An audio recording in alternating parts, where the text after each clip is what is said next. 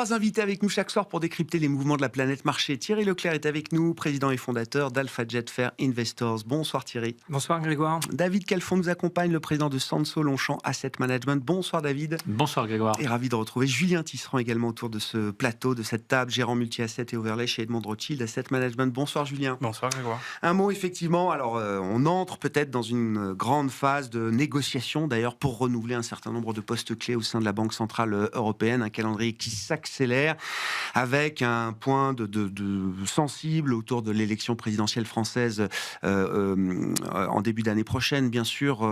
Julien, la politique monétaire, c'est aussi un people business. Ce sont des personnes, des hommes et des femmes qui forment les décisions de politique monétaire. Donc le carnet du jour est important de ce point de vue-là. Quels sont les enjeux ? Alors, du renouvellement du poste de président occupé aujourd'hui par Christine Lagarde, mais peut-être d'autres postes importants au sein du directoire. Je le rappelais, le poste de Philippe Lane, le mandat de Philippe Lane comme chef économiste arrive à échéance en mai 2027, et le mandat d'Isabelle Schnabel, l'allemande, membre du directoire, arrive à expiration en décembre 2027. Quels sont les enjeux du renouvellement de ces postes, Julien ? Alors tout à fait Grégoire. Peut-être au niveau de l'indépendance de la Banque centrale, on peut parler aussi d'influence des gouvernements sur la Banque centrale. C'est vrai qu'on ne s'attend pas à ce que le changement qui va s'opérer probablement dans les 2 prochaines années soit si majeur en Europe comparé à d'autres banques centrales comme aux US ou au Japon, où on a aussi des discussions de renouvellement et peut-être plus d'influence de la part du gouvernement de Takaichi. En Europe, ça ne semble pas être la direction qu'on veut prendre. Dans les noms qui sont évoqués pour remplacer Christine Lagarde, on a 2 personnes, Klaas Knot qui est le banquier central néerlandais et De Coos qui est espagnol. Ces 2 membres... Qui a été alors gouverneur de la Banque d'Espagne et qui est aujourd'hui le gouverneur de la Banque internationale des règlements. Banque des règlements internationaux. Tout à fait. Donc ça, c'est les 2 favoris pour l'instant, qui ont plutôt un profil balancé, assez neutre. Klaas Knot était historiquement plutôt un faucon, et puis il s'est converti en étant... il a amoindri son discours, en tout cas sur l'inflation.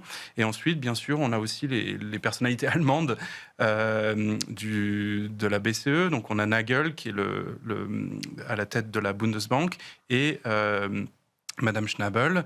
Alors, pour Madame Schnabel, juridiquement, ça peut être la même situation que Benoît Cœur, où ça peut être compliqué au niveau juridique de pouvoir briguer ce poste de président. C'est un mandat de 10 ans au directoire non renouvelable. Exactement. Il peut y avoir peut-être des moyens de contournement qui peuvent se trouver, soit des démissions, peut-être, à voir. C'est peut-être pas le plus probable, mais sinon, les Allemands veulent vraiment, nous, c'est notre impression, avoir ce poste-là, et seront beaucoup moins... volontaristes pour le laisser passer, et il y aura une volonté d'essayer d'avoir quelqu'un plutôt du camp du nord de l'Europe cette fois-ci, alors qu'avec Christine Lagarde c'était plutôt la chouette quoi. Voilà, la chouette comme elle se présentait, ni faucon, ni colombe, je suis une chouette, je suis une autre quoi, d'une certaine manière. Vous dites, les chancelleries européennes vont quand même se retenir, parce que ces moments-là sont des moments clés, justement pour impulser ou peut-être mettre une composante politique, justement, dans les futures décisions de politique monétaire. Sous réserve d'indépendance, moi je veux bien qu'on mette une Isabelle Schnabel, pourquoi pas présidente de la Banque Centrale Européenne, mais ça pourrait être vu par certains observateurs comme une politisation aussi, d'une certaine manière, de la Banque Centrale Européenne. Je prends le parallèle avec les États-Unis, où le président Trump veut vraiment une politique monétaire beaucoup plus accommodante. Là, on n'entend aucune chancellerie qui souhaite une politique monétaire plus accommodante, à part la France. Parce que l'inflation en France est très basse, qu'on est en consolidation fiscale comparé à d'autres pays. Et donc, c'est vrai que cette politique monétaire en ce moment menée par la BCE nous convient moins. Mais pour les autres pays, il n'y a pas de discussion d'avoir plus de flexibilité sur la gestion du bilan, de reprendre des programmes de quantitative easing, par exemple, ou en tout cas d'arrêter le quantitative tightening. C'est pas des discussions qui sont du tout en cours au niveau des chancelleries européennes de ce qu'on voit. Est-ce qu'il y aura un intérêt, et à ce stade personne n'en sait rien, est-ce qu'il y aurait un intérêt à, je le disais, aller au-delà du seul renouvellement du poste de présidente Christine Lagarde, en anticipant, en front-runnant aussi les fins de mandat de Philippe Lane et celui d'Isabelle Schnabel. 3 postes clés à renouveler, ça peut permettre aussi une négociation peut-être plus simple C'est très probablement au sein ce qui des va se passer. équilibres européens. 2021. C'est très probablement ce qui se passera. Ça va être de nouveau, effectivement, un accord quand même assez large. Mais de ce que je mentionnais, les Allemands ont l'air très convaincus et volontaristes sur le fait de récupérer un siège plus important, en tout cas, à la tête de la BCE. David? Déjà, on peut faire remarquer que les Allemands n'ont jamais eu la direction de la BCE depuis la création de la BCE. Beaucoup d'Allemands ont d'ailleurs démissionné du directeur de la Banque Centrale Européenne, Sabine Lautenschläger, Jürgen Stark, enfin voilà, les Allemands démissionnaires ont été assez nombreux. Exactement. Donc on peut se dire effectivement, ça peut être un cas de dire bon, maintenant il est temps quand même d'avoir... Tout à fait. Non. Mais bon, on peut comprendre pourquoi ils le veulent. C'est vrai, moi je remarque également que effectivement, tout le monde se tient quand même assez bien dans ce process, c'est-à-dire que voilà, il n'y a pas le risque de politisation, à mon avis, est un peu plus éloigné que ce qu'on a vu. Je ferai remarquer également qu'en termes de timing, pour Christine Lagarde, partir maintenant, c'est pas mal. C'est pas mal. Alors pourquoi Parce que elle a quand même eu un mandat qui a été marqué par la crise du Covid, la guerre en Ukraine. Elle a dû gérer une inflation qui a quand même été tapée les 11%. Elle a dû gérer également les effets d'une normalisation des taux d'intérêt qui sont passés de moins 0,5 à plus 4. On est maintenant, elle a normalisé les taux, on est en période de normalisation des taux à 2%. J'ai envie de dire, c'est parfait. C'est parfait. C'est un moment où il y aura toujours des critiques. Oui, mais elle sort avec ses 5 étoiles. Au final, elle a fait le job. L'inflation à 2%, exactement. La croissance à 1% au potentiel. Finalement, l'atterrissage n'est pas si incontrôlé que ça. Elle sort avec un bilan. Voilà, elle a fait ses preuves, elle a gagné ses galons. Donc, j'ai envie de dire, pour elle, elle a fait tout ce qu'elle devait faire. Voilà, elle a rempli sa fonction. Donc, elle l'a rempli très bien, avec succès. Donc, qu'elle se dise, bon, finalement, maintenant, s'il faut partir, le track record est là. Et elle pourra abriguer toutes les autres fonctions qu'elle voudra. Elle aura ce track record avec elle. Donc, voilà, moi, c'est juste ce que je voulais faire remarquer. C'était pas mal. Bon, mais effectivement, après, ça pose la question de savoir est-ce qu'il faut des mandats de 8 ans à ce moment-là. Je crois que même... Non, mais c'est elle-même qui le raconte dans une interview récente à Bloomberg, Christine Lagarde, quand Emmanuel Macron lui offre le poste ou lui propose le poste. Elle dit pas de problème, j'accomplirai ma mission pendant 5 ans. Et Emmanuel Macron lui dit non, c'est 8 ans, Christine. Et elle-même s'étonnait. Elle revient sur cette petite anecdote. Elle était étonnée qu'un poste à la tête d'une institution aussi emblématique et stratégique et critique pour l'Europe, que les mandats soient aussi longs. C'est vrai que c'est rare de voir des mandats de 8 ans, quelles que soient les organisations publiques ou parapubliques, ou même privées d'ailleurs, qu'on puisse connaître. Thierry, qu'est-ce que ça vous inspire? Alors, on est peut-être un peu loin des résultats d'entreprise, en l'occurrence, ça c'est sûr, mais quand même des sujets de marché dans un contexte, encore une fois, où il y a une guerre d'attractivité du capital, une potentielle guerre monétaire en développement également, et on voit beaucoup de banques centrales puissantes à travers le monde qui n'hésitent pas à se rapprocher un peu plus du politique, peut-être parfois pour de bonnes raisons, parfois pour des raisons qui pourront peut-être être moins productives à l'avenir. Moi, j'avais quand même l'impression que c'était un peu un îlot de stabilité dans le contexte actuel. Et c'est vrai que ça serait dommage que, justement, on vienne mettre des turbulences, ou de la volatilité par rapport à cette stabilité qu'offrait l'Europe. Voilà, donc j'ai pas beaucoup plus de lecture que ça. Mais d'ailleurs, le marché n'a pas pris ça. Ça n'a pas créé de turbulence, justement. Non, ça crée pas de turbulence, mais voilà, comme on vient de le dire, quoi qu'on en pense, qu'elle soit française ou pas, c'est pas la question, mais Christine Lagarde a fait le job. Elle a quand même, elle avait ses détracteurs, mais elle avait aussi quand même des soutiens nombreux. Donc, pour moi, c'est un peu dommage. Bon, après... Est-ce que vous avez envie d'une banque centrale plus politique? C'est un peu la question en ce moment. Dans le monde actuel, est-ce qu'on a envie de voir des banques centrales un peu plus politiques? Pour le coup, en soutien de la croissance, en soutien des défis qui nous attendent en matière d'investissement. Je sais pas, c'est normal que chacun ait son avis. Et comme vous l'avez souligné, la France, on aurait plutôt besoin d'une baisse des taux quand même actuellement, et on pourrait se le permettre. S'il y avait une Banque de France qui pilotait les taux, je pense qu'on baisserait les taux. Donc c'est normal que le président de la République française envoie des messages en disant écoutez, nous on plaide pour ça. Donc, est-ce que c'est vraiment du grand politique, que tout d'un coup, les banques centrales sont aux mains... Moi, je pense que chacun envoie ses messages tranquillement. Ouais. Comme vous l'avez souligné, Christine Lagarde, le job, il lui a été apporté quand même, de ce que j'ai compris. bien sûr. Voilà, donc c'était... chacun joue ses cartes au moment. Et là, c'est vrai que la lecture qu'on peut avoir, c'est quand même qu'il y a... Enfin, on sent qu'il y a quand même, ce que vous avez dit en introduction, il y a une grande préparation à ce qui nous attend l'année prochaine en Alors France. ça, c'est le point, oui. Voilà. Et effectivement. donc, ça, c'est le point politique de cette séquence. Voilà, Ça, si oui. on en arrive à demander à Christine Lagarde de partir, alors que oui, pour éviter que ça soit conflicté avec l'élection, moi je trouve que là, on va quand même peut-être un peu loin, que Emmanuel Macron place ses petits copains à droite à gauche. Ça s'est vu, chacun en pense qu'il en veut. Bon, voilà, mais là, je trouve que ça va quand même très loin dans cette tension qu'on attend tous.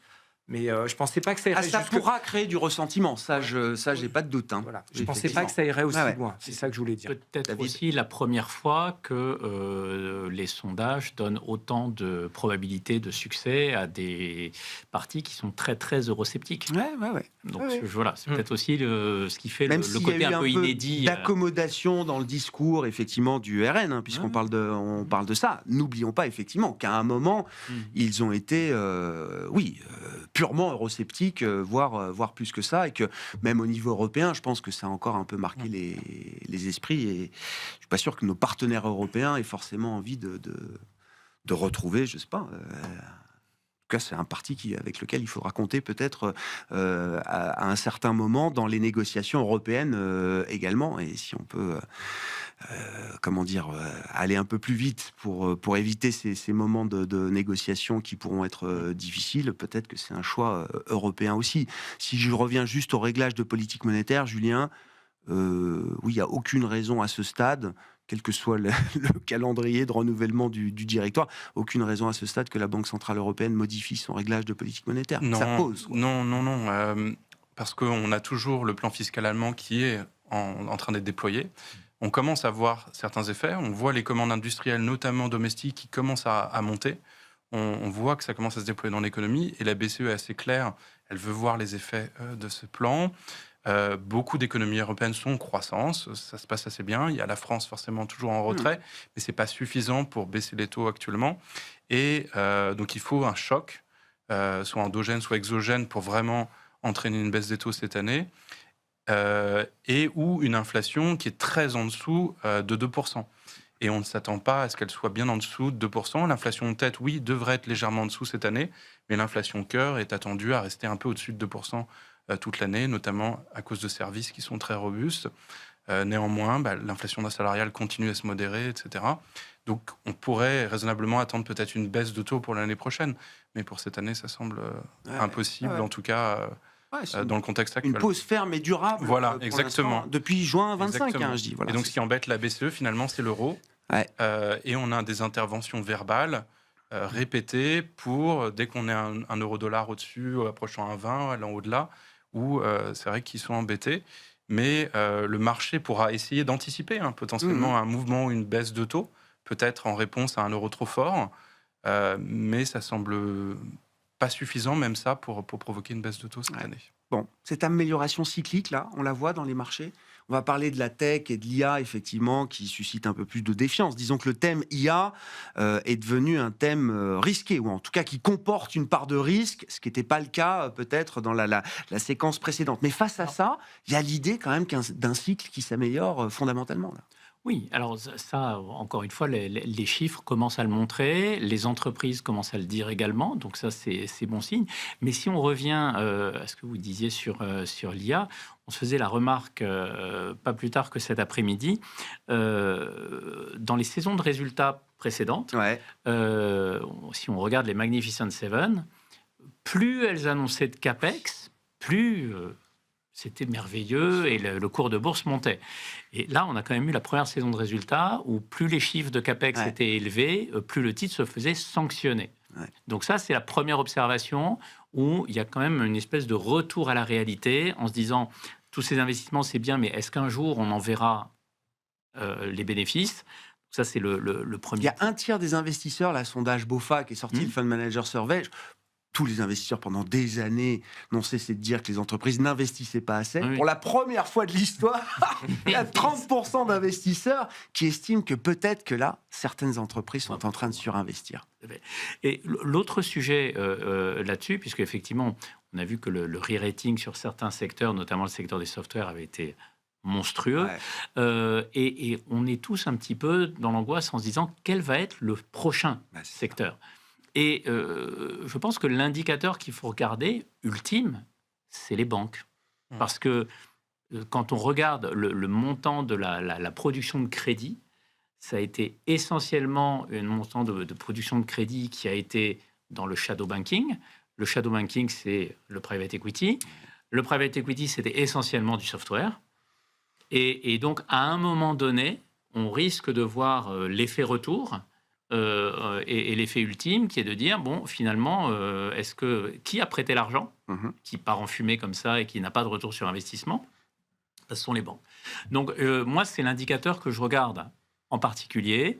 J'ai envie de dire que pour voir si c'est un risque de marché qui se diffuse. Voilà, exactement. Ça, tant que les banques tiennent bien, comprends. je me dis que ça a l'air de rester assez contenu. Parce que les cours des boîtes de private equity cotées, certains grands noms sont cotés, là aussi, ça suit un peu le trend des softwares. Et donc, si on remonte, le cran d'après, c'est de remonter aux banques. Voilà. Et là, ça pourrait être un peu plus embêtant. Donc, c'est la ligne de démarcation qui ferait pour vous que le risque deviendrait un risque global de marché un peu plus systémique, entre guillemets. Ça commencerait à nous embêter, exactement. Voilà. Et si on en revient au côté cyclique du marché, etc., il y a un autre point qui est intéressant, c'est quand on regarde le Russell 2000, donc l'indice des petites capitalisations américaines, on a quand même au 4e trimestre 2025 69% de croissance des bénéfices. Je ne sais pas si on réalise un peu ce que veut dire ce chiffre. Et c'est une surprise positive. On en attendait, je crois, 63 ou 64 et on en a 69. Mais ce sont des chiffres quand même qui montrent qu'il y a quand même un certain réveil. Il y a vraiment une étincelle industrielle, cyclique. Il y a quelque chose. En tous les cas, on ne peut pas ne pas se poser la question de que se passe-t-il. Voilà, ce sont des chiffres qui interrogent, qui veulent dire quelque chose. On a peut-être en ce moment le réveil des small caps américaines qu'on a attendu. Ça fait un an qu'on en parle. Et on n'avait rien eu en 2025. Et c'est peut-être maintenant, tiré par ces chiffres de bénéfices qui sont assez spectaculaires, c'est peut-être le début de quelque chose. Mais en tous les cas, ça veut bien dire que, effectivement, outre le côté IT, IA, etc., il se passe d'autres choses dans le marché. Et c'est plutôt réconfortant et intéressant. C'est rassurant. D'accord avec cette vue de marché, Thierry. Effectivement, est-ce que 2026, c'est une année où il faut être exposé au cycle, à l'amélioration du cycle économique là? Oui, clairement. Sans forcément prendre trop de risques. Par exemple, on voit que les dépenses donc des hyperscalers ont augmenté significativement. C'est ce qui vient d'être dit. Et donc, simplement s'exposer aux sociétés qui fournissent les équipements, tout simplement. Les pelles et les pioches. Voilà, les pelles et donc les pioches. Ça reste un thème valable. Non, mais parce qu'on pensait qu'on allait dériver de ce thème des pelles et les pioches vers justement les diffuseurs, donc les boîtes de logiciels, et puis ensuite les boîtes qui allaient utiliser l'IA, gagner en productivité, gagner en business. Pour l'instant, on reste quand même dans la chaîne de valeur sur ceux qui fabriquent et ceux qui fournissent les pelles et les pioches, quoi. Pour nous, oui, assez simplement, la tendance, elle est très bonne, que ce soit en Europe ou aux États-Unis.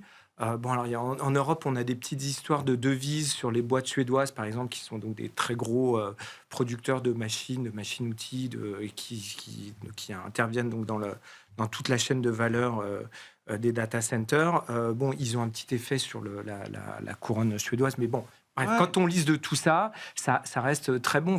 On vient d'avoir quand même une croissance des résultats d'un peu moins de 40% sur les 2 dernières années pour les boîtes industrielles en Europe. Donc, je veux dire, il y a du vent dans les voiles. Et si on se pose des questions qui sont pas forcément auxquelles on n'a pas forcément les réponses. D'ailleurs, nous, pour l'anecdote, on a regardé sur plusieurs moteurs, pas des moteurs, des chats GPT, etc. Pour voir, on leur a posé la question, on a fait un prompt en disant, au fait, quels sont les retours sur les investissements qui sont actuellement faits par les hyperscalers Bon, parce qu'à la rigueur, on se dit, ils ont des infos, enfin, c'est pas qu'ils ont des infos qu'on n'a pas, mais ils ont la capacité à les Agréger des infos. et donc, on a regardé sur plusieurs et ils disent très candidement, on n'a pas la réponse. Ah oui, On dit, on constate que les dépenses augmentent significativement. On n'a ni des estimations sur les ROI et ou les ROCE, enfin voilà vraiment les indicateurs clés que nous on suit dans la finance. Parce que c'est trop tôt. C'est trop tôt, ouais. Mais enfin bon, donc, voilà, le sujet actuellement, c'est quels sont les retours sur ces investissements.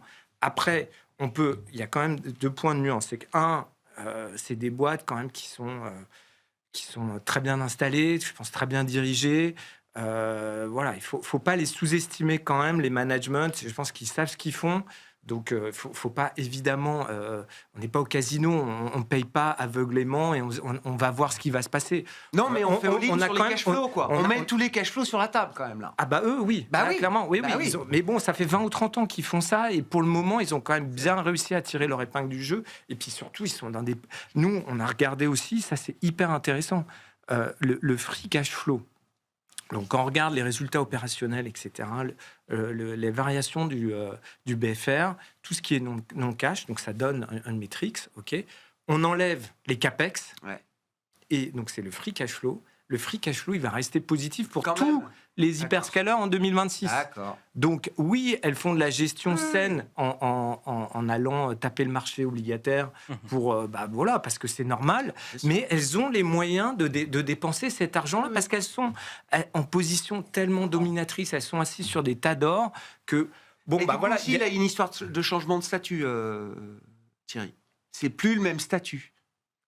Ah Je sais oui, pas, c'est des boîtes Non, qui alors, mettaient vous tous avez- les cash flows vous avez- en retour aux actionnaires, vous qui avez- accumulaient les cash flows, qui rachetaient leurs actions, qui Vous versaient. avez tout à fait Là, raison. les cash flows sont mis à disposition de l'investissement, même s'il en reste un peu, vous dites, Ouais. à la Oui, fin oui, de il en reste un petit- l'histoire. Mais c'est plus le même statut. J'irais plus loin même, c'est que c'était des boîtes qui avaient très peu d'actifs. Ouais. Et donc là, elles sont en train d'en mettre, mais massivement, hein, donc, puisqu'on a calculé un peu plus de 620 milliards de dollars là, cette année, en 2026, pour un groupe de 9 sociétés. Donc oui, c'est massif. Donc ça, effectivement, ça change le profil financier parce que maintenant, on va attendre des retours sur ces actifs qui sont qui sortent de terre. Donc ça, c'est tout. Vous avez tout. Alors qu'avant, il y avait peu d'actifs. Donc en fait, il y avait des returns dont je parlais tout à l'heure, qui étaient quasiment le ROI, donc le return on equity d'Apple, par exemple. Alors, c'est pas tout à fait incomparable, mais quand même, il est monté à 200%. Et c'est des boîtes qui sont souvent autour entre 60, 70, 80%. Donc, là, elles mettent elles sortent de terre des capacités pour faire tourner l'IA. Et donc, on a une question à laquelle on n'a pas la réponse aujourd'hui. Quels sont les returns sur ces... Voilà, moi, je dis attention quand même. Enfin, c'était que tout le monde... Il y a 6 mois, tout le monde disait c'est magnifique. Maintenant, tout le monde dit oh, bouh, ils sont nuls, ils dépensent trop, boum, et ça c'est sanctionné de 11%. Bon, ça... voilà, il faut raison garder à la fois quand ça s'emballait, parce qu'il y a peut-être eu un peu d'emballement quand même à un moment, et là aujourd'hui où et on a des niveaux de valorisation, je finirai là-dessus, on était à 31 fois, enfin un peu plus de 32 fois même les résultats attendus, enfin vraiment le ratio classique, le PER, fin octobre dans la tech, aujourd'hui on est à 24 fois, donc on a perdu quand même 7 tours, un peu plus de 7 tours, 7 tours et demi en quelques mois, donc bon voilà, la valo elle n'est pas non plus... donc pour répondre à votre question, une très longue réponse, pardon, mais pour répondre à votre question, non, je ne changerai pas tout. Il y a des façons de s'exposer qui restent pour nous complètement d'actualité et on les suit vraiment comme le lait sur le feu. Ça reste impeccable. Donc pour nous, donc ce dont je parlais tout à l'heure, les machines, tout ce qui est la thématique électrification, donc il y a des paniers. Donc on continue d'accompagner les CAPEX. Power Up Europe, tout ça, ça reste. En plus, il y a l'infrastructure allemande qui vient se. Donc tout ça, ça reste très bon. Sur les hyperscalers qui ont fait qui ont donné là au marché, on comprend que ça, c'est un peu. Et il y a une question existentielle à laquelle on n'a pas la réponse, mais elles font pas n'importe quoi. Elles ont une crédibilité pour le faire. Voilà, donc c'était à peu près ça ce que je voulais dire. Julien, aussi violente soit-elle, est-ce que cette logique de marché est saine? C'est-à-dire le marché, par anticipation, réapplique des multiples plus bas sur un certain nombre de secteurs. Alors ça peut être très spectaculaire comme les softwares, ça peut se faire de manière un peu plus ordonnée, on va dire, pour des hyperscalers comme ceux qu'on connaît aujourd'hui, hein, les Amazon, Google, Microsoft, bien sûr. Est-ce que c'est une logique qui permet quand même au marché de s'assainir d'une certaine manière? Pour nous, oui. Enfin, on serait assez content d'avoir une espèce de consolidation à plat pendant des mois où justement on améliore en sous-jacent, il y a de la rotation et finalement on n'a pas de crash ou de baisse de marché trop significative. C'est sûr qu'il y a beaucoup d'interrogations. Il y a 6 mois ou 12 mois, pour en revenir au sujet de l'intelligence artificielle, on voyait tout le monde était gagnant. Aujourd'hui, il y a énormément de différenciation. On commence et on ne sait pas qui va gagner la bataille. Au final, on n'est pas encore en mesure de dire telle solution va dominer. On ne sait pas encore, mais ça va venir. Et donc, il y a cette épée de Damoclès au-dessus de la tête des investisseurs. Donc, cette différenciation. On regarde aussi forcément les CAPEX. Nous, ce qui nous inquiéterait beaucoup, c'est finalement des annonces de baisse de CAPEX. Ah oui. Finalement... On révise en baisse les programmes d'investissement. Voilà. Et ça serait peut-être un signal assez négatif pour le marché. L'autre chose qu'on regarde ou qu'on suit, c'est les rachats d'actions qui ont beaucoup porté le marché ces dernières années. Si on commence à avoir moins de rachats d'actions de la part de ces entreprises-là, ça pourrait... Mécaniquement, il y en aura moins, j'imagine. Voilà, il y en aura moins, normalement, mécaniquement. Ouais. Donc ça aussi, comment ça va impacter le marché? Et après, on en parlait tout à l'heure, on comprend, mais on s'étonne un peu effectivement sur l'impact que ça va avoir. Donc les softwares sont ciblés, secteur après secteur. Il y a la logistique, il y a eu des effets dominos, des histoires qui sortent sur les marchés ou qui peuvent impacter ce secteur. Et c'est vrai que pour l'instant, les banques sont très immunes. Leur business model semble tenir. Et c'est vrai que l'autre chose qu'on regarde beaucoup, c'est les banques, comme ça a été évoqué. Et si on commence à avoir peut-être des banques qui commencent à être attaquées ou une sur défiance. La partie obligataire, des tensions, des stress. C'est ça, mais même le modèle bancaire avec l'IA, comment ça va s'intégrer, ça pourrait, étant donné la valorisation maintenant des banques, la remontée. Les banques ont quand même été un très gros pari des marchés et des investisseurs ces 2 dernières années. Donc ça paie, je crois, 15 ou 16% maintenant des valorisations de l'ensemble des actions européennes. Et donc, ça pourrait être peut-être quelque chose de plus important et plus impactant. Donc, c'est vraiment les 3 choses qu'on regarde. On va avoir un débat sur les banques sont-elles victimes ou gagnantes de l'IA. Moi, jusqu'à présent, j'entends que c'est plutôt ou un secteur immune ou un secteur qui peut profiter de l'IA. Beaucoup de gens, beaucoup de process à automatiser et elles ont déjà résisté à la vague des fintechs. Hein. Je veux dire, elles peuvent aussi intégrer des nouveaux outils technologiques pour développer leur business. Aussi. Et puis finalement, des softwares, on s'est rendu compte non, c'est attaqué à raison ou pas. Et c'est très difficile de se faire une opinion formelle jusqu'où on peut aller dans ce process-là. Mais ça sera en tout cas un point d'inquiétude. Donc c'est vraiment les 3 points. La baisse des CAPEX éventuellement, le secteur bancaire, comment va-t-il se comporter, les montants de rachat d'actions. C'est vraiment 3 choses sur lesquelles 3 piliers de marché effectivement à surveiller pour savoir si cette tendance, ce thème de l'IA et de la baisse de valo du marché tech peut continuer ou pas. C'est une grosse interrogation. Mais pour l'instant, c'est très sain la rotation. En fait, il n'y a pas d'inquiétude macro en soi. On l'a évoqué. Non. Là, on a presque en reprise de cycle. En industriel, on voit aux États-Unis, on voit en Allemagne. Très bonne commande. On a parlé de la production industrielle qui continue à remonter aux États-Unis. Des petites entreprises qui commencent à reprendre de l'allure, que ce soit small cap européenne ou small cap US. Donc c'est vrai que mais il y a quand même une frontière poreuse entre cette histoire de CAPEX et la croissance, notamment aux États-Unis. Et donc le risque pour l'économie américaine, c'est aussi un risque de marché sur ces entreprises. Si le marché commence à leur mettre la pression et qu'elles en viennent par voie de conséquence à abaisser certains programmes de CAPEX, ça peut toucher quand même aussi la croissance américaine à l'arrivée. C'est entre 0,5 et 1% du PIB américain maintenant. Donc ça devient effectivement un phénomène quand même assez macro aux États-Unis. Voilà, c'est sûr. On identifie effectivement des secteurs immunes ou gagnants de l'IA aujourd'hui, parce qu'on parle beaucoup des perdants, mais est-ce qu'on a envie de voir d'autres choses? Alors, je sais pas, les banques, la santé, on a beaucoup parlé de la santé aussi à un moment. Alors, c'est sûr. Ou comment, en tout cas, on gère ce risque IA, qui est un risque nouveau dans le marché. Je comprends qu'il faut rester exposé au thème de cette révolution qui va nous accompagner pendant des années. Mais comme c'est un thème plus risqué, on cherche aussi à gérer ce risque, David. Oui, alors nous, en fait, on essaye finalement de le... Alors, dans les portefeuilles, puisque c'est quand même ce que l'on fait au jour le jour, on essaye de gérer ça avec le thème de la diversification, tout simplement. Hein. Donc, c'est une thématique qu'on développe depuis maintenant début 2025, qui finalement peut se traduire en termes d'allocation d'actifs en disant tout simplement...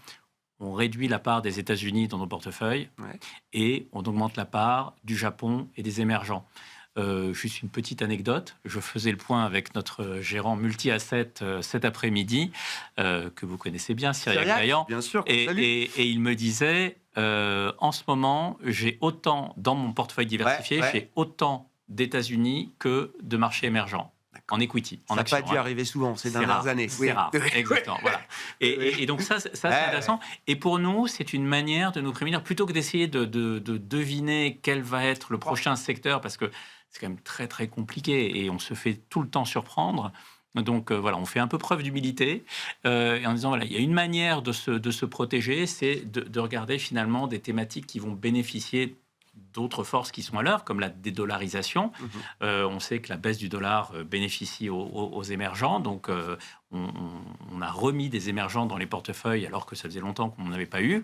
Là, en ce moment, on est même à l'intérieur des émergents en train de se dire, tiens, bon, finalement, l'Amérique latine, c'est pas mal exposé aux ressources naturelles, donc il y a peut-être quelque chose à faire dans cette zone-là. On redécouvre effectivement toute cette zone émergente.